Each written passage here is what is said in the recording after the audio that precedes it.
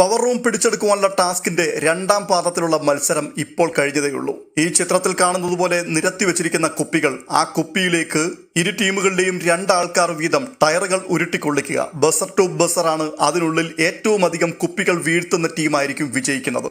തുടക്കം മുതൽ ഒടുക്കം വരെയും ആവേശം തുളുമ്പി നിന്ന ഈ മത്സരത്തിൽ പവർ ടീമാണ് വിജയിച്ചത്. ഒന്നാം പാദ മത്സരത്തിൽ ഡൺ ടീമായിരുന്നു വിജയിച്ചത്. റസ്മിനെ പരാജയപ്പെടുത്തിക്കൊണ്ട് അർജുനാണ് അതിന്റെ വിജയം നേടിയെടുത്തത്. രണ്ടാമത്തെ മത്സരത്തിൽ ജിൻഡോയും അഭിഷേകും തമ്മിലാണ് നേർക്കുനേർ പോരാടിക്കൊണ്ടിരുന്നത്. എന്നാൽ അഭിഷേകിനെ ഈ മത്സരത്തിൽ കീഴ്പ്പെടുത്തി അനായാസമായി പവർ റൂമിലേക്ക് കയറുക എന്നുള്ള ജിൻഡോയുടെ പദ്ധതി ഫലം കണ്ടില്ല.